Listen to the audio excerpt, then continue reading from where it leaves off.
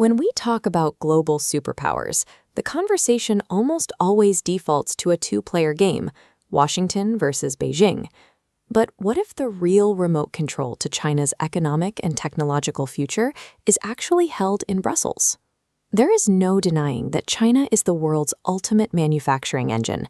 They produce everything from consumer electronics to heavy machinery at an unrivaled scale.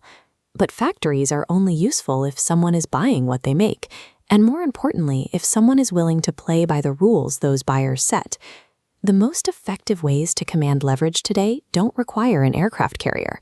The European Union wields economic and regulatory tools that Beijing simply cannot ignore.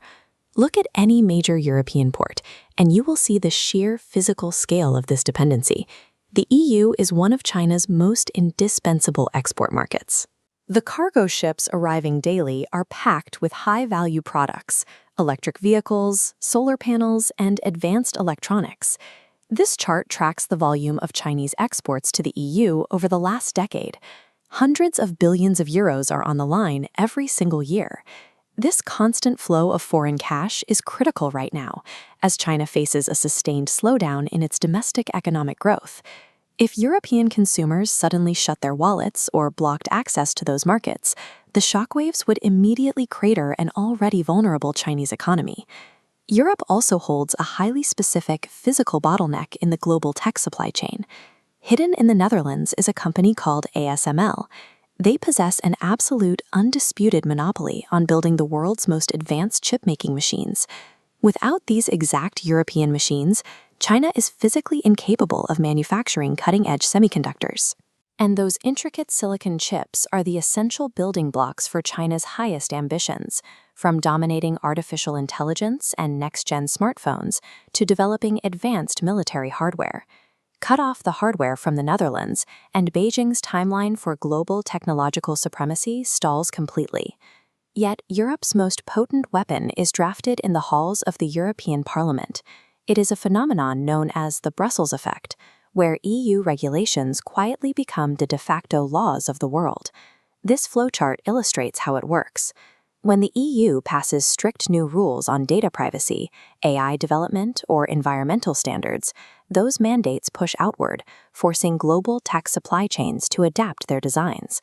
For Chinese companies, building one version of a product for the EU and a cheaper, unregulated version for everywhere else is simply too expensive.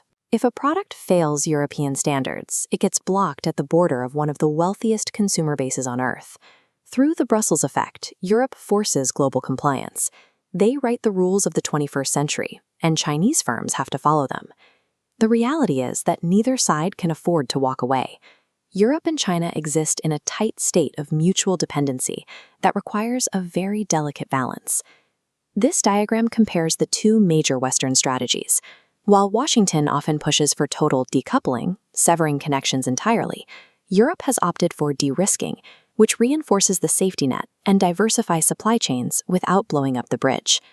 By leveraging their massive consumer base, technological monopolies, and strict regulations, Europe executes this strategy on its own terms. This calculated approach hands Brussels an immense amount of bargaining power in any trade dispute or geopolitical negotiation with Beijing. Armies and factories only go so far in the modern era. True superpower status belongs to those who can dictate the rules of the global market. Thanks for watching.